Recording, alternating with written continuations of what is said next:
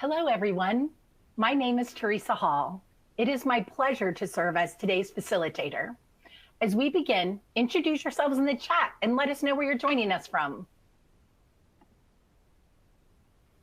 The STEM Ally webinar series is brought to you by a partnership between Project Lead the Way and EdWeek. At Project Lead the Way, we believe learning by doing helps prepare students for a STEM-driven world. Our project-based curriculum, coupled with best-in-class professional development and grants for curriculum adoption, support teachers in creating an environment to make every student in every grade STEM successful. As a national nonprofit organization, Project Lead the Way is proud to reach 2.5 million students in elementary, middle, and high schools in all 50 states. You can learn more about us at PLTW.org. If you are interested in earning CEUs for attending this webinar, EdWeek is providing them to all participants. Certificates of completion are available to all registered live attendees who attend 53 minutes or more of this webinar. Your certificate will be emailed to you. EdWeek recommends you verify with your school, district, county, or state that the PD will qualify you for your CEUs. Today, we delve into a thought-provoking session, exploring innovative strategies and practical approaches to foster a safe and inclusive learning space. We recognize the significant role STEM subjects play in shaping our future and driving progress. However, we also acknowledge that historical underrepresentation and lack of inclusivity within these fields, which has perpetuated disparities and limited opportunities for many individuals. Our panel of experts, educators, and advocates will share insights, experiences, and research findings to shed light on the challenges faced by marginalized groups in STEM education. We will explore ways to address implicit biases, dismantle barriers, and create an empowering atmosphere that embraces diversity. Our panelists will share inspiring stories of DEIB-centered STEM programs, where embracing diversity has fueled innovation and empowered individuals to excel. Before I introduce our amazing panel who will dive into that content, I want to share a few tips on how to maximize your webinar experience. Please join the conversation, share your stories and experiences, and ask questions by engaging with fellow participants and our panelists in the group chat. Submit questions through the Q&A window. If you're having audio trouble, check your computer's audio setting and speaker volume. If that doesn't fix the issue, please see EdWeek's detailed audio troubleshooting file in the resource list under the Q&A window. We also suggest refreshing your browser, which can sometimes solve the issue. There are also some other icons that open some additional feature panels in our webinar console. Read about today's speakers in the speaker bio window. Click the resource list to download a copy of today's slides and other resources, or join the group chat. Follow the conversation about today's webinar on X, formerly known as Twitter, using the hashtag EWWebinar. Finally, an on-demand archive of today's presentation will be available online within the next 24 hours. Both the archive and a free-to-download version of the PowerPoint slides will be accessible through edweek.org or using the same login that you used today. Thank you so much to our panelists for being here today to share their stories. Please briefly introduce yourself and answer the following question during your introduction. Why is it vital to cultivate a more inclusive and just classroom in general and specifically in STEM learning environments? Yolanda? Hi, everyone. My name is Yolanda Payne. I'm a fellow with the Society for Science and a research associate at Georgia Tech. And even that right there, that possibility was only able to come about because someone introduced me, a rural student born to a single mother in Prairie, Mississippi, to this field. As I've worked across a number of educational contexts, I have realized that it's been life-changing information for me and my students. As I said, my current level of STEM and STEAM involvement came about because my college professor recognized that I was capable and suggested a degree in the area of technology that I had never even heard of. And so it's important to cultivate diverse classrooms so that students are given an opportunity to delve into diverse viewpoints and perspectives. And it's often in finding those viewpoints that we can find commonalities among ourselves. For instance, because of the work that I do, I was introduced to our next panelist, Sonal Patel. Hello, thank you so much, Yolanda. Hi, everyone. I'm Sonal Patel. I'm the Program Manager for Digital Learning and Computer Science Education for San Bernardino County Superintendent of Schools. I'm also a Computer Science Teachers Association Equity Fellow. My journey in computer science really began when I started this work as an administrator, trying to impact 33 school districts and their computer science education. And I enrolled myself in a computer science course, a supplemental computer science program. And that's where I was not confronted, but that's where I was able to delve into the research surrounding computer science equity. And I remember distinctly looking and reading Jane Margolis's book, Stuck in the Shallow End, which highlighted the disparity in computer science as an example of how broader occupational are often inaccessible to students of color. And the research was based out here in Los Angeles, California, which is where I'm at. She explored how school structures such as course availability and counselor ratios interact with belief systems, including teachers and students' perceptions about potential and ability. Stuck in the Shallow End reveals a systematic reproduction of inequality in American education and suggests that change is possible with the right resources and support. It really reminded me of my own experience growing up with racial and financial barriers leading to missed educational opportunities, which is what led to my own research, my dissertation research, which I completed last year, on broadening access, participation, and experience of K-12 students of color through a collective impact approach. Since then, I've been partnering and working with researchers and leaders from large organizations like CS4CA, which is an organization committed to research and policy in computer science equity, as well as the KPOR Center, another organization that has continued to share research and resources, as well as Computer Science Teachers Association. To me, drawing on this research, in answering your question, Teresa, an inclusive classroom not only cultivates a sense of belonging for all students, which is societal biases and stereotypes, particularly in fields where certain demographic groups have been historically marginalized in computer science education and STEM fields. With that, I'm going to turn it over to Dr. Flores. Oh, thank you so much. I am so happy to be here with all of you today and to be in the presence of such amazing presenters.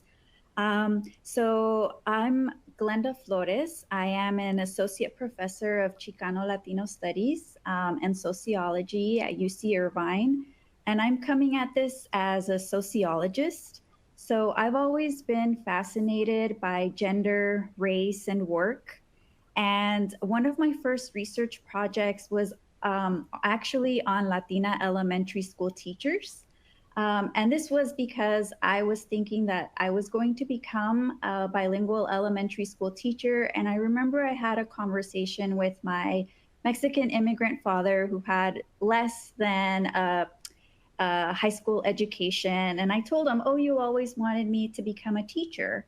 And he said, no, I wanted you to become an astronaut. I wanted you to reach for the stars and be an astronaut. And for me, I thought, oh, wow, okay, so this really inspired my research on STEM diversity.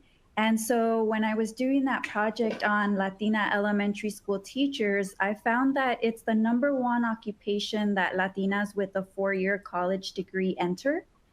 And after interviewing many of those women, I found that they had degrees in computer science, mathematics, and biology, but they did not pursue those fields. And many of them thought that it would be in the cards for them down the line. And so for this reason, my second book project, which is in progress, focuses on men and women of Latino Latinx origins and heritage that become doctors, and how that pathway manifests and what it looks like for them. Wow, I can already tell, listening to your responses to just this first question, that this isn't going to be enough time to talk about all the things we want to talk about. Thank you so much for being here and sharing your knowledge and expertise with your audience. I completely agree. It's vital to cultivate a more inclusive and just classroom learning environment. As a national leader in education, PLTW believes it is our responsibility to create pathways for equitable implementation for all students. This will accelerate excellence and innovation that can only be realized through a healthy collaboration of diverse ideas, experience, and perspectives from all. As we begin diving into the additional questions, we've structured this webinar to have 3 questions, and the 3 panelists will take turns answering each question. This next question is: what positive outcomes have you observed in educators and students when it comes to cultivating STEM learning spaces that are more inclusive and just? For example, in my experience, being able to have a lens into classrooms all over the country, looking specifically maybe at engineering classrooms, many of them have resulted in having an increase in more young women choosing the pathway at high schools because of intentionally recruiting a diverse student population and creating a welcoming environment. These schools and classrooms are able to attract and retain students year over year. Sonal, what positive outcomes have you observed? Yeah, thank you. So we already know that teachers who foster inclusivity often build stronger, more trusting relationships with their students in any field, including STEM. But with STEM, I want to draw on an example, something that we did at our California County office. It was a large-scale professional learning effort, which was centered around a research-backed professional development program called Seasons of CS, which I know you're going to be provided that resource later. And it was called Equity-Minded Instruction in Computer Science Education, which is a workshop, a hybrid workshop, only available right now to California educators. And it was a program that was centered around culturally responsive pedagogy and equity-minded instruction. The workshop closely aligned with KPOR Center's culturally responsive sustaining computer science education framework, and it inspired greater adoption of culturally sustaining practices within computer science education, which leads to improved outcomes of our students who are marginalized in computer science education. By the end of the workshop, feedback suggested that participants who are educators felt increased professional fulfillment and a greater understanding, a greater confidence of what inclusive CS spaces look like. And when actually practiced inside the classroom, the qualitative and the quantitative feedback that we were getting suggested that our students felt an increased sense of belonging. They felt motivated and engaged, especially when they felt represented and valued in their STEM learning environment. One example of that is a massive project that is put on by San Bernardino County Superintendent of Schools called Do Your Bit Day, where students go through the design thinking process and empathize with a problem related to the United Nations global goals. They select a problem and they either relate it directly to the global goal, or they choose a problem in their local community and they work to solve that through STEM-related solutions. And this included hundreds of students throughout the Inland Empire in California and inspired a great amount of interest according to the feedback that we received. And I'm going to turn it over to Glenda. Thank you so much, Sonal. The biggest positive outcome that I've seen is student engagement with course material in ways that brings them joy. STEM classrooms are usually seen as these culturally neutral spaces, but they aren't. There is a culture that gets embedded into them, which is usually white and male. But when the content of the course material changes ever so slightly, then students feel like they are part of the learning process too.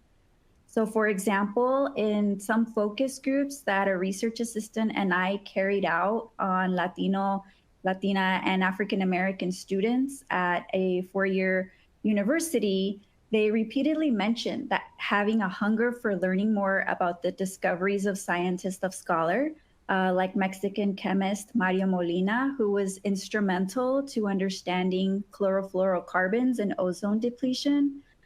They also want to know more instances about medical racism on people of color, such as with the Tuskegee experiment that affected African American men, or the unwitting scientific contributions that involved women of color like Henrietta Lacks, whose cancer cells were cultured without her consent or knowledge.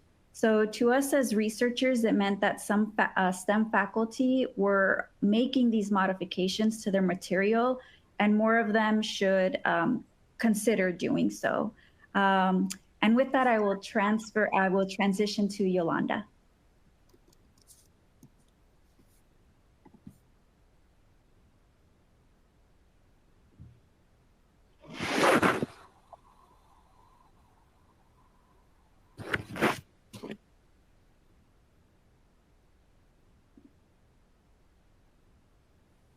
Yolanda?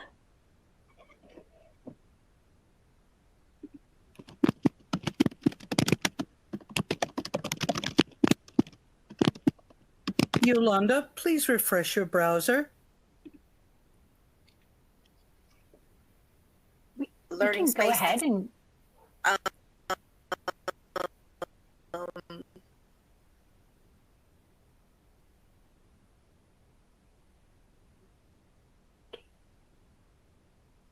Yolanda, we're unable to hear you right now. I'm going to have you go ahead and... Space. Oh.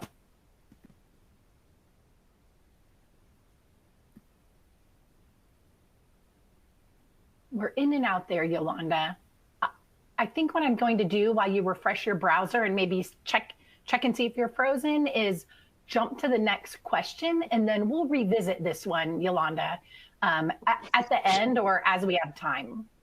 So let's go ahead and talk about the next question. So we really appreciate you sharing your thoughts on all of that. And I'm seeing some action in the chat. That's really exciting, learning about your dissertation topics. And so let's do question 3. Share some inspiring examples, please, of programs that are DEIB focused for STEM as a result of intentionality around diversity, equity, inclusion, and belonging. Let's go ahead, and Glenda, let's have you pick up that one first. Oh, thank you so much, Teresa. I really love this question because I'm currently involved in 2 grant projects that aim to address this issue. In one project is funded by the National Science Foundation, and my charge, or my part of it, was to capture the student voice of mostly Latino, Latina, and African American students and what they need or what they want to see in STEM classrooms. And in the paper, I think that it can be put in the chat, we identified 4 themes that they talked about, which was an exclusionary STEM culture that was fomented by faculty, study group stereotype threat, unaddressed gender discrimination, for example. So I do have, or there was a slide that I wanted to show on stereotype threat, and it was an image. Oh, there it is. Yeah. And then it also has the citation of the paper at the bottom of it. But here's just an image that illustrates what stereotype threat look like. So you have 2 people, right? 2 scientists.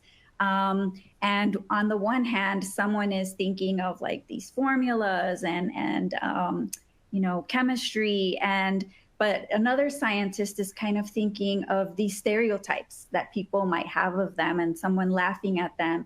And we see that a lot of minoritized students or underrepresented students feel, right, like a lot of these stereotypes just when they set foot in the classroom, like even walking down the stairs.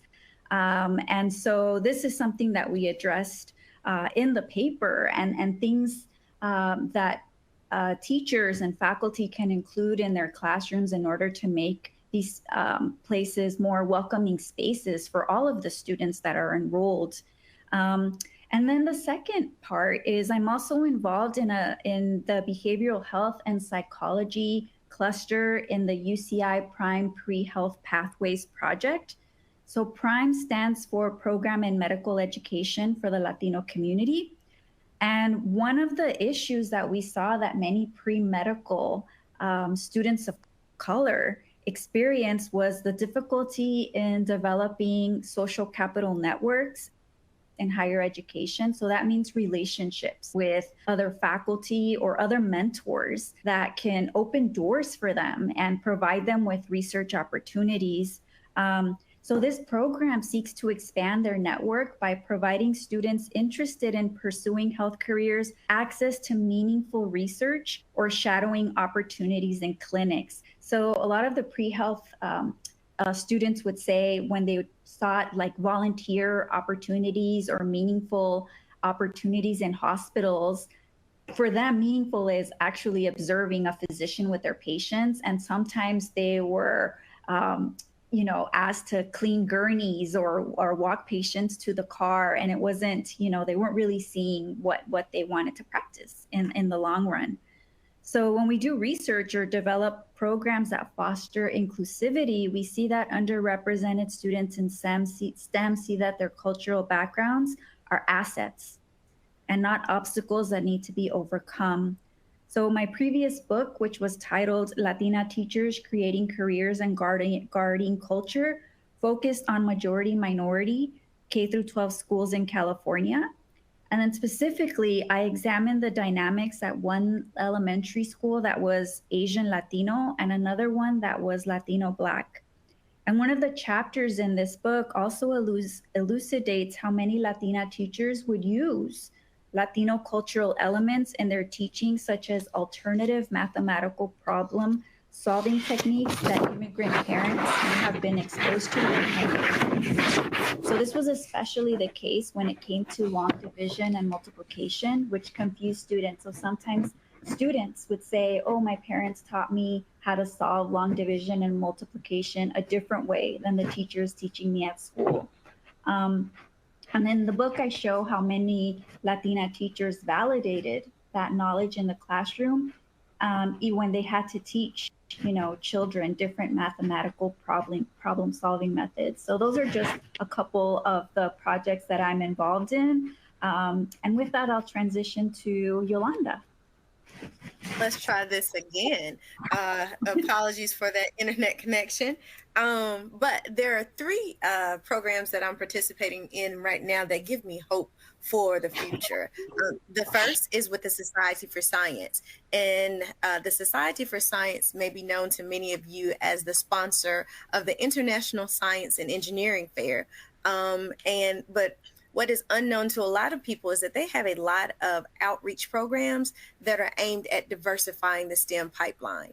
And so, for instance, right now there's an application open for their Advocates program, which gets students access to research, high quality science information, and gets them involved in competitions that could be life changing. Most recently, they've delved into invention education, which is how I participate with them. In that collaboration, I also get to work with the U.S. Patent and Trademark Office.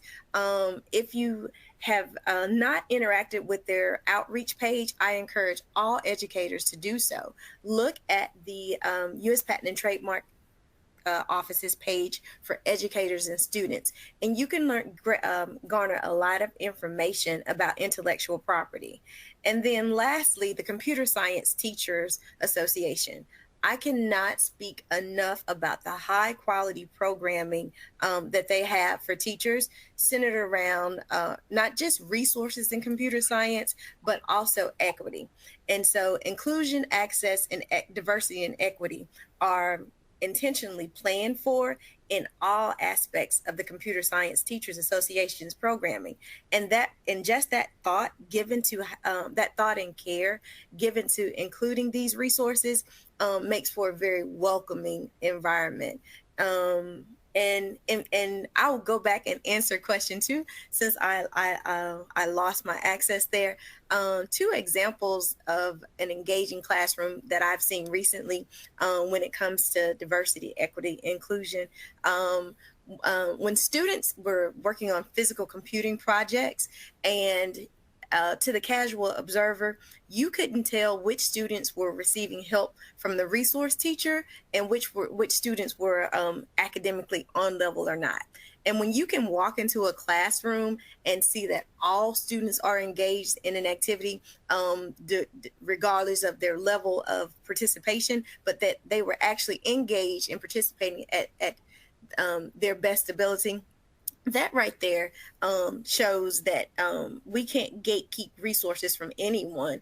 And then secondly, I was recently in a workshop where a teacher wrote me a note, and she said that she was so afraid of attending my computer science workshop, but the way that I gave her access to the resources centered around her content area gave her the confidence to take it back to the classroom. And so when we can scaffold activities so that people, whether they're students or educators, so that they're comfortable bringing what they have, their resources, their funds of knowledge into the classroom, then we can be successful. And so one of the programs that I was speaking about with the Computer Science Teachers Association is the Equity Fellows. And I know that Sonal has been a participant in that, has been a participant in that. So Sonal, I'll transition to you right now.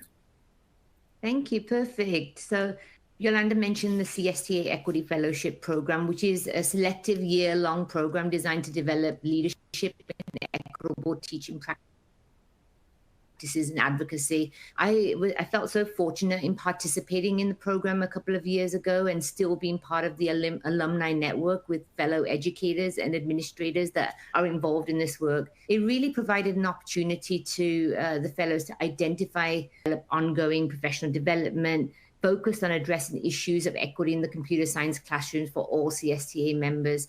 Projects include coaching for computer science equity, project groups that are working intentionally to ensure that coaches that are working out there in the field have some practices and some promising practices in order to be able to impact classrooms directly. Another project might include a group of people that are working on creating an administrative plan on how to help support that collective impact that I talked to you about as far as my research goes, because we all know that, you know, in order to impact STEM classrooms, it really does take that collective approach, not only including outside partners and educational organizations, but also what is the role of an administrator, what is the role of an educator, and what is the role of a counselor and other people that are involved in this work. I talked earlier about Jane Margolis's book, Stuck in the Shallow End, and that was primary example of how, you know, one counselor's stereotype on who should be involved in computer science led to certain students not participating in computer science education. And that is not okay. And so that collective impact approach is something that the Equity Fellowship are totally bought into and continue to work on projects with. Not only the Equity Fellowship, but also I mentioned earlier the Seasons of CS program that out here in California supports professional development in computer science education. And that is not just for educators, but also for paraprofessionals, counselors, and administrators. And the intent of this is to provide equitable, scalable, and sustainable computer science education in California. Some of the data from last year really expresses how these opportunities impacted classrooms directly. A lot of in fact, all of the workshops are intended to inspire educators to provide equitable implementation in computer science education and centered around the CAPOR Center framework, which those of you that are familiar with it, and if you're not, there is going to be a resource shared later. There are 6 core components of the framework that each of the providers for these professional development workshops focus in on. And these are the core areas. Number 1, acknowledging racism in CS and enacting anti-racist practices. And there are some relevant core practices, core components and courses of action that are involved in this framework. Number 2 is to create inclusive and equitable classroom cultures. How do we do that? There are some ideas presented in that framework on how to do that, including how do we bring student identities into these computer science and STEM spaces, as well as the pedagogy and curriculum. Are they rigorous? Are they relevant? And do they encourage socio-political critiques? There's some text in that framework that entices us to think about how we do that in the STEM focused classrooms. And then what about inspiring student voices and agency? Glenda spoke earlier about that asset-based approach, with which research shows how instrumental that is in impacting our student experiences in the classroom. And then thinking carefully about family and community cultural assets as well. How are they incorporated into the CS classroom? How do we bring those assets in to inspire our students' interests? And then Yolanda referred to this over and over about incorporating diverse perspectives, but also thinking about the diverse professionals and role models that provide exposure to a range of CS and tech careers. So those are a few things. In addition to that, I wanted to quickly mention the California STEAM Symposium, which is organized by CDEF Foundation. And this annual event is committed to advancing equity in STEAM. And it focuses on themes like nurturing student agency and identity and inclusion through STEAM learning experiences, and strengthening the educator workforce with a diverse and inclusive approach. Through that, they are very intentional about who are the presenters, what do the workshops involve, what are the deliverables, does it really stress the importance of identity, inclusion, and agency in the computer science and STEM focused spaces. Those are just a few ideas that I wanted to share with you all. Thanks so much. Donald, can you share your dissertation title again now? I think you shared it in the chat, but if you could share it so folks can hear it. Oh, absolutely. It is called Broadening Access, Participation and Experience of K-12 Students of Color Through a Collective Impact Approach. And as I said that, I know some of you probably wondering, why did Sonal focus on students of color? Well, when I looked at research, there was limited research that was focused on students of color in the computer science educational space. There was a lot of research about students who identify as females in the computer science and STEM related spaces. And though I'm not saying that is not as important, I am saying that there was an increased need for this type of research. And it really ended up leading to me realizing that this is not just on the teacher, the educator that's in the classroom. There's a larger collective effort that is needed through multiple educational partners, as I mentioned previously, and as I shared in some of the examples. Great, thank you. Thanks to all of you for sharing all of your thoughts. This resource section is going to be rich with resources for folks. At Project Lead the Way, we provide STEM programs for students in pre-K through 12 that are DEIB focused. This intentionality around diversity, equity, inclusion, and belonging results in students who are more likely to graduate, more likely to not only enroll in college, but also more likely to enter STEM majors. We have examples of inspiring stories across the United States where educators have implemented Project Lead the Way, engaged their community, and significantly grown their programs by encouraging all students to experience STEM learning experiences. By sparking students' interest in STEM early, individuals typically underrepresented in these fields become engaged, and together we can reduce the number of students who self-select out of science, technology, engineering, and math. We are coming closer to the end of our time together. It does look like we might have some time for questions at the end. We'll see how this last question goes. So before we wrap up and move to questions, I have one more question for the panelists, and it's a two-parter.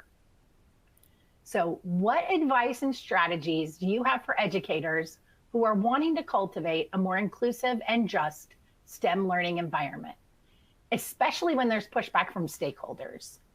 Yolanda? So I always tell people the first thing to do is just to start. And then to start with your circle of influence.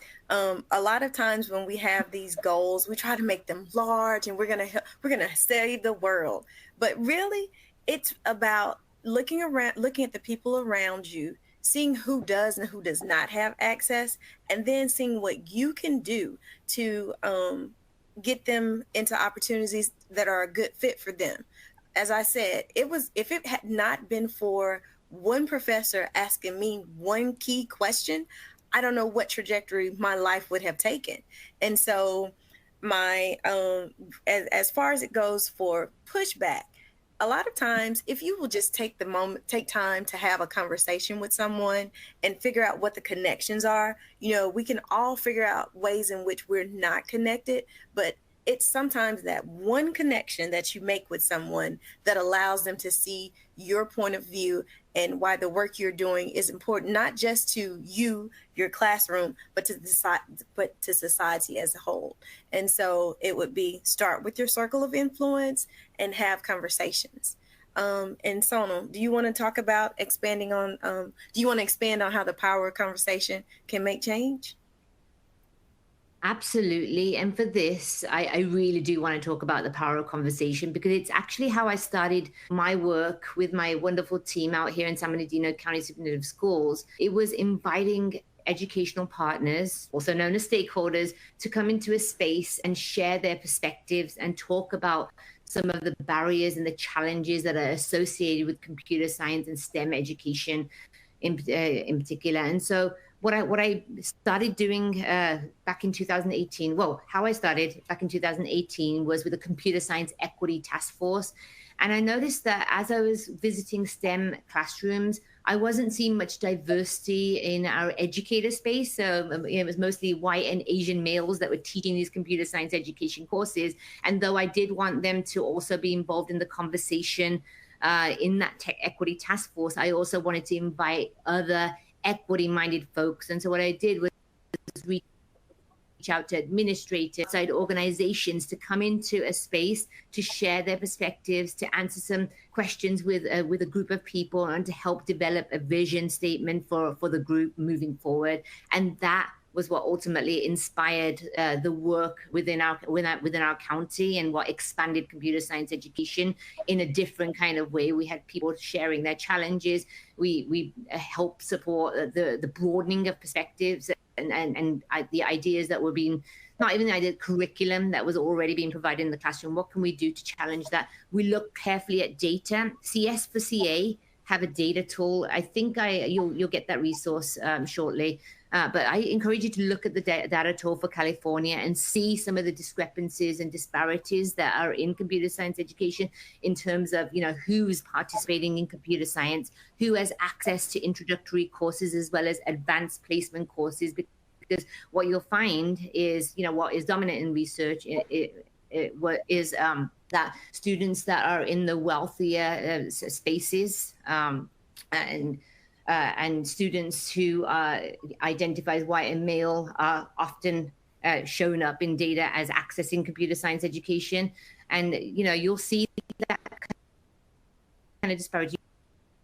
You'll be able to question it. And that's what we did in this Computer Science Equity Task Force, which ended up being called the Computer Science Equity Network. So it's still going strong. It started off with plus people across California, not just the Inland Empire, that engage in these conversations and continue to drive action. We're not just having conversations at this point, although the dialogue is so super important. We're thinking about research. We're looking at the programs that are out there. We're talking about actions and next steps and goals related to our desirable outcomes.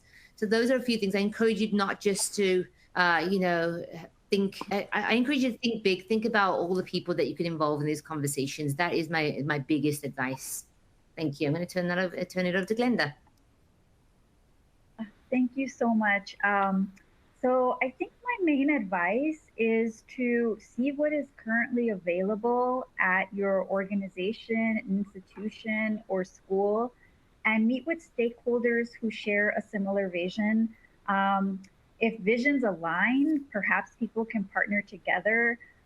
There may be people who, will say no, or they have too much on their plate, and that's fair. I think a lot of people, teachers, educators, just feel like there is so much that they have to manage already, and adding, something else might be very overwhelming. So that's why it's important to find, other people, develop those connections and broaden your network, and leverage what is currently already, there might be a program or something that's already embedded in the institution or your school that you can kind of build up or find out what else you can, what else people can try to institute or develop. And one of the reasons I say, to kind of see what's already available at an organization and institution is because there are a lot of even student groups. Since I'm at UC Irvine, there's so many student groups that have developed and emerged, and they try to be resources for one another, because sometimes they have difficulty finding, relationships with professors or mentors, and so they develop these hubs. And so part of my work is to see how we can leverage the hub and make these connections with the institution and with their communities. And I can give an example of the NSF grant that I'm currently on. So this is a project that involves multiple people across schools. So different, disciplines from School of Education, Ethnic Studies, biology, and so we all kind of got together and worked on a proposal together to develop a program where even other professors on campus could just make slight modifications to their syllabus in order to make those spaces more inclusive. It was a lot of people coming together that had a similar interest and trying to find ways that we could make, just a slight intervention or just move needle 1 degree, and not think of it as like this big change, but just the slightest little change that we could do. But yes, thank you. Thank you so much. I am excited that we have a little time for questions.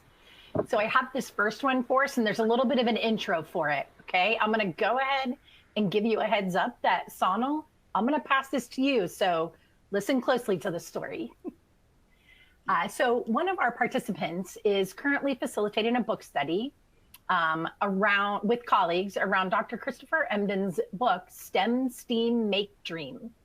And in just the first few chapters, he's already challenged us to carefully unpack our own STEM identities as a tool or anchor for how we are then able or not able to create STEM space and accessibility for our students.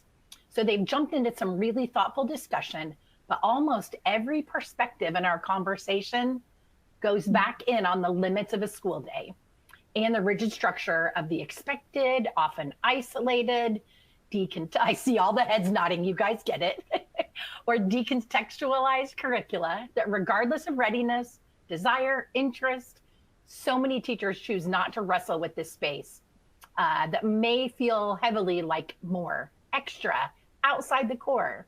So how might we respond to this struggle and the work needed to help lift our teachers over these barriers in order to prioritize this work for our students? Sonal? Yeah, thank you, Teresa. Love the question. And I still have Dr. Emdin's book sitting on my bookshelf. I definitely am planning to read it. I picked it up over the winter break, and I've seen him keynote on stages. He is very inspiring. Some of the thoughts that I had when you asked this question was about professional development, because that is largely the space I'm in, just to preface, and what professional development should look like for educators, and how we can instill that buy-in through that professional development. So the focus not only on the what and the how of STEM education, but also on the why, right? Because you're talking about STEM identities. And I want to say the CSTA Equity Fellowship do a great job at ensuring that our identities are at the center of us expanding computer science access and STEM access to so many students in the K-12 world. And this involves the importance of, of ensuring that our students have an opportunity to have, the experience with computer science education. And then we want to think really carefully about the training that we provided. Does it provide teachers with the confidence to integrate their concepts into existing curricula? Is there a way to create an integrative approach? So out here in California with our Seasons of CS professional development offerings, you can see that many of those offerings are thinking very carefully about K-12 educators that are in multiple core, subject settings. They could be teaching anything, basically, and we can incorporate some element of computer science education. I mean, yes, there are computer science and STEM classes, but how do we integrate it in everyday experiences? So with that one, I just want to stress the importance of integrating STEM into core subject areas. And instead of viewing STEM as an extra isolated component, educators should look for ways to integrate it into core subjects and think of ways of coming together as a core district team to discuss, what this looks like and to share some goals related to STEM outcomes. Those are a few ideas. I want to make sure that others don't have. Yeah, I think Glenda, Yolanda, you wanted to add some things to this. So you gave some very good points on when I came into STEM. I was actually teaching 6th grade language arts. And I will tell anybody, if you've ever heard me speak, that I think 6th grade language arts can sometimes be the armpit of middle school. They don't want to write it and you don't want to read it. And so STEM ended up being our saving grace, because guess what? We integrated those projects into the lessons. Then they had something to talk about. So it's a shared experience. We started out with code.org, and they would have to write to me and tell me what they had done today. That did a couple of things for them. It gave them something they were interested in. They were picking up literacy skills that we were supposed to cover in language arts. And we began a dialogue where I didn't have to be the expert on everything. And so when people say, it seems like something extra, what I have discovered in my STEM and STEAM classrooms is that there are so many resources out there where you don't have to be the expert. And that can be very frightening. I remember being rigid and we're going to cover this, and this. And STEAM just upended all of that. And so the first part of it is you're going to have to be comfortable with making that change to where they're the facilitators of their knowledge, but it can open up some wonderful, wonderful opportunities. It makes your school day so much more engaging for you and for the students. And you can tie it into what you're already doing. It just takes a little bit of pre-planning at the beginning. And I would always do mine in the summer. And that way I was front loaded and ready for the challenges of the school year. Yeah, so I think I'm gonna piggyback on what Yolanda just said, and just add that before, I started working at UC Irvine, I was an elementary school teacher for the Santa Ana Unified School District, which is a predominantly Mexican and Central American immigrant, school district area. And I did write once this paper about my experiences going through the educational system there. And the paper's titled Latinos, Latinas, and the Hard Sciences, Increasing Latino Participation in STEM-related Fields. And I opened the paper about in the 5th grade and how our promotion project required a massive science project, and our 5th grade teacher required us to be National Geographic scientists researching the habitats and biomes of an animal, and mine was a platypus. And so as a 10-year-old, right, attending a mostly Latino immigrant school district, I love pretending to be like the late Steve Irwin and, research this animal and then present about it in front of our classrooms. But I also realized that like the question was mentioning, is that there are constraints within the school day. And a lot of times teachers working in certain school districts have to find the time to fit something in when it's not a part of the normal curriculum.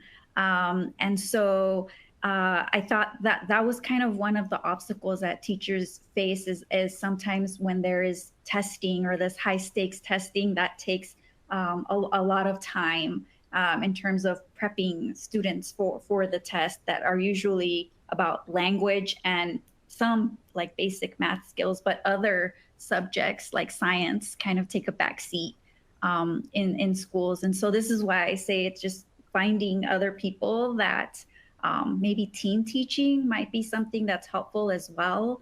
And just moving the needle just a little bit, would be, I think, monumental for students. Thank you. Thank you so much for deeply answering that questions with things we can do right now. So we have time for one more question. I'm going to pass this one to Yolanda first. How are you navigating states that are attacking DEI? So, as I have gone into this field, I have actually been able to go around the country and now getting to go around the world. And one of the things that I love about educators is that we know the rules, and we're very good at rule following. But what I've also learned is that in classrooms, we also can be very good at rule bending. And so I encourage people to know the rules, but also know that diversity, equity, and inclusion often happen in organic moments in your classroom, and then you just go with it. Now, I don't want anybody to jeopardize their job because I know that the pushback is real.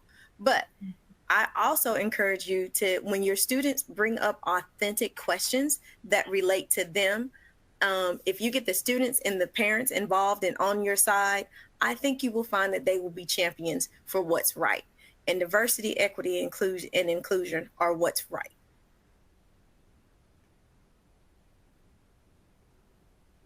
Does anyone want to add on to that? Are we good where we I can add a little bit. Sure. Yeah. I think that in my book, Latina Teachers, and the book really, includes teachers of diverse backgrounds, but there is a chapter in there that talks about what Yolanda just said, which is how teachers, and sometimes they kind of circumvent school policies in order to try to reach students, right, in the ways that the material can relate to them.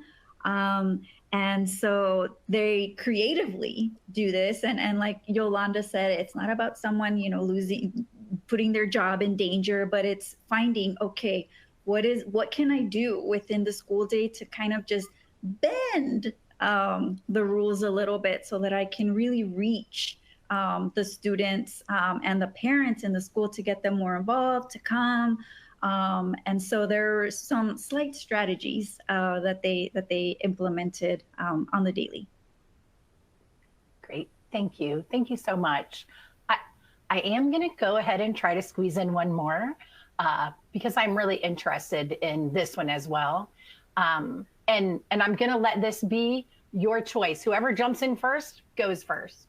So what steps can be taken towards recruiting a more diverse pool of educators and building a more equitable and inclusive educational landscape for educators? So I'm going to jump in real quick. Because this is near. It is. We have time for all of us to weigh in, though. So we'll start with Yolanda and move on to Sanal. This is near and dear to my heart. And I think it's going to take a collective effort, because I really, when it drills down to it, I think that I know that we're going to have to do something about teacher pay. And that's going to take an effort across local, state, and federal levels. Because if in cases like mine, where I'm first generation college student, it would have been much more beneficial to go into a more lucrative field. It might not have been as satisfying, but that's what's happening. We are losing people because they can't afford to teach. And so for me, I think pay and how we address that is going to take a massive collective effort to show teachers that we respect the work that they do and pay them for that work.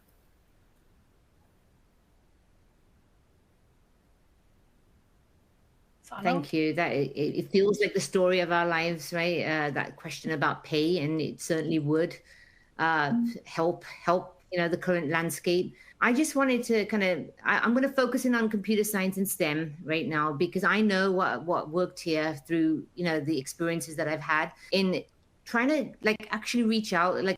having that targeted recruitment approach if you're in a position to do so, and reaching out to communities and institutes with a high percentage of underrepresented groups and inviting them into a space that they may not have been in. One example of that I shared earlier about the Computer Science Equity Network, where we invited teachers that were not computer science or STEM experts because we wanted them to understand why it was so important that there was diversity in this computer science space and for them to be involved in those spaces. And as far as what we're doing across the state through the Seasons of CS project, we're also who our facilitators are, right? Like, are we inviting a diversity of facilitators to facilitate computer science programs, to bring their own experiences and identities into STEM related spaces? Yes, we are. We're thinking very intentionally about that so that we can inspire greater interest in STEM related fields. So I think targeted recruitment is where I want to end with that one.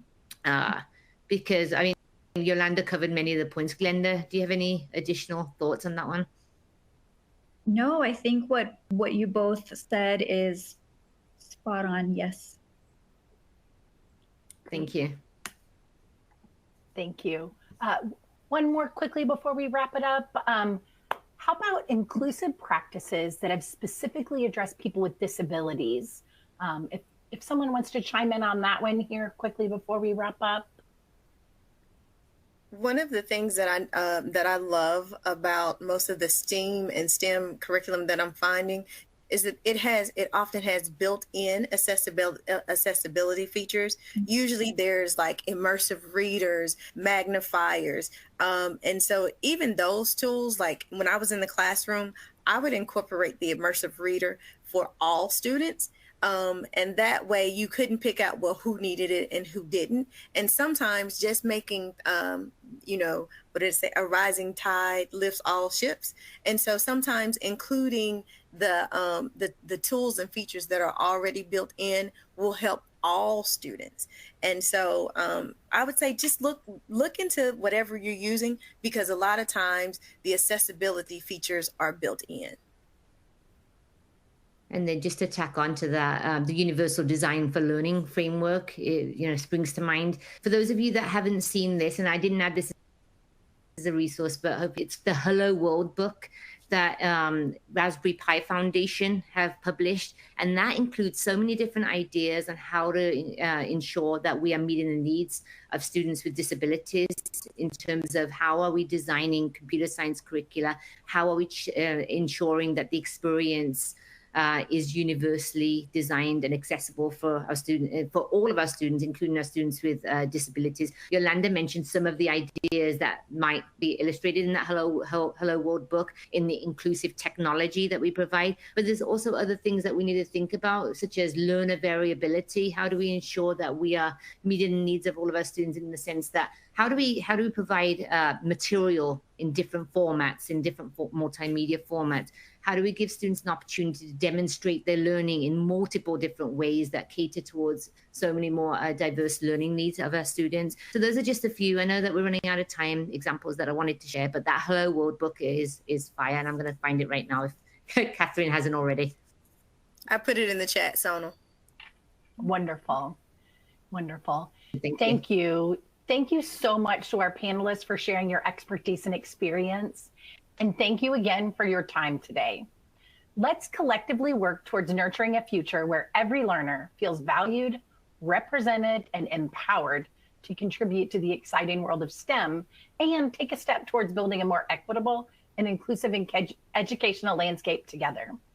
If you would like to watch today's presentation again, an on-demand archive will be made available through edweek.org or using today's link within the next 24 hours.